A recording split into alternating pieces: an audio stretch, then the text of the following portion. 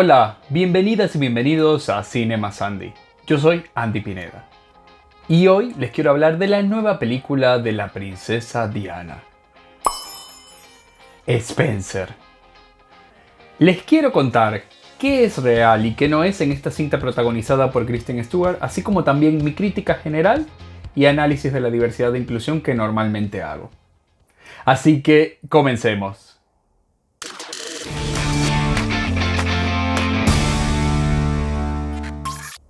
Lo primero que les tengo que decir es que Kristen Stewart es genial en Spencer. Al inicio me costó verla en el personaje, porque luchaba con la imagen tan característica que tengo de ella y que usualmente vemos que repite en muchas películas. Pero después de 15 minutos ya me olvidé que la veía a ella y comencé a ver a Diana. Porque en Spencer hace un trabajo maravilloso, es otra persona.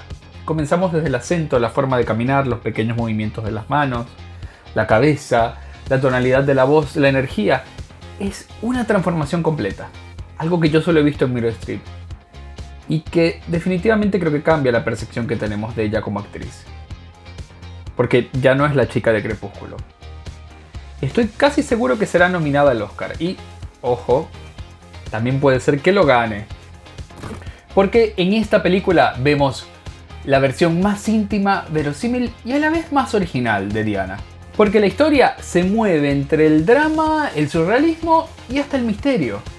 Porque aquí, en vez de un relato de toda su vida, el chileno Pablo Larraín se centra en solo 3 días de las vacaciones de Navidad con la familia real en Sandringham en el 91. Donde Diana tiene un estado psicológico delicado debido al fracaso de su matrimonio con Carlos y a su incomodidad con las tradiciones de la realeza, entre otros problemas. Te advierto, si estás esperando ver una biografía de la princesa Diana, esto no lo es. Porque aquí el director se quita directamente todas las ataduras de contar una historia real y anuncia desde el principio que esta es una fábula basada en una tragedia real. Pero no son hechos reales. Así que da rienda suelta a imaginar el estado de ánimo, pensamiento y fantasías de Diana. Y aunque este relato surrealista, íntimo y desgarrador de la psiquis de Diana es ficción, está tan bien construido, con elementos reales, que verdaderamente se siente como que pudo haber ocurrido así en la realidad. Por eso, les quiero contar cuáles son los elementos basados en realidad y cuáles no que hay en Spencer.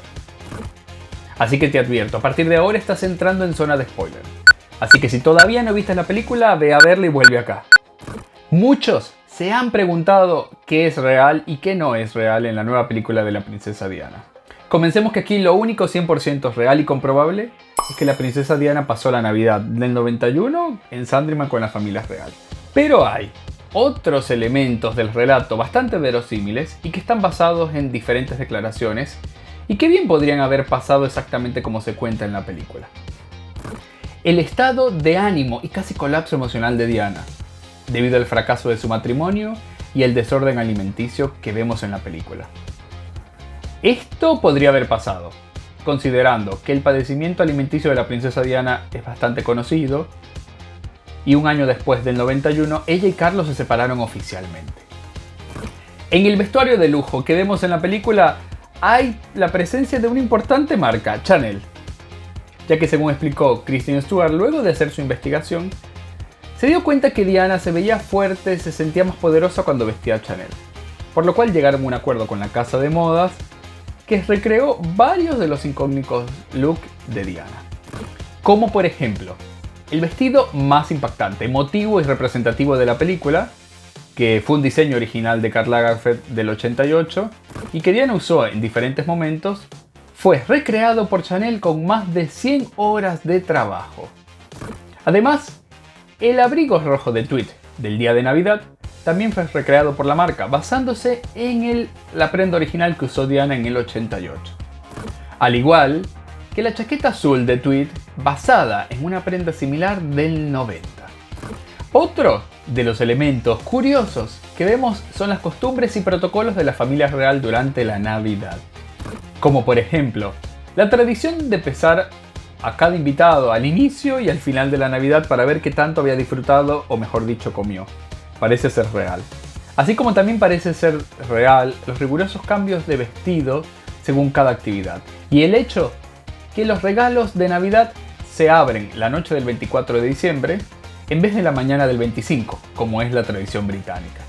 Además, también se resalta en el film el interés importante que desarrolla Diana por su casa materna abandonada en Sandringham, al punto que termina entrando a la edificación abandonada. Algo que es completamente ficción, porque en ese año la casa no estaba vacía, sino que era ocupada por la Fundación del Reino Unido de Discapacitados, Leornand Sherry Disability. Otra cosa que es ficción es el personaje de Maggie, su vestidor y confidente, interpretado por la cantadora Sally Hawkins. Spencer termina siendo el retrato íntimo de lo que podría haber sido la psiquis de Diana. Y en este relato hay decisiones valientes e interesantes. Pero no necesariamente les va a gustar a todos, ni lo van a disfrutar a todos porque es una película que tiende a ser mucho más independiente o cinearte. A Spencer, en la calificación general, le doy un 4. Porque es una película valiente que busca entrar en la intimidad de Diana a través de un relato dramático y surrealista con una excelente actuación de Kristen Stewart, pero que puede ser lenta y aburrida para varios. En el semáforo de diversidad e inclusión, a Spencer le doy un amarillo bueno. Porque en realidad no hay mucha diversidad racial o cultural entre los actores o personajes. Pero los personajes reales en los cuales están basados no son naturalmente muy diversos o inclusivos. Pero sí tiene un director que es latinoamericano. ¿Ya viste Spencer? Cuéntame si te gustó o si no te gustó o si te pareció aburrida. Cuéntamelo en los comentarios. Yo soy Andy Pineda y esto es Cinema Sandy. ¡Chao!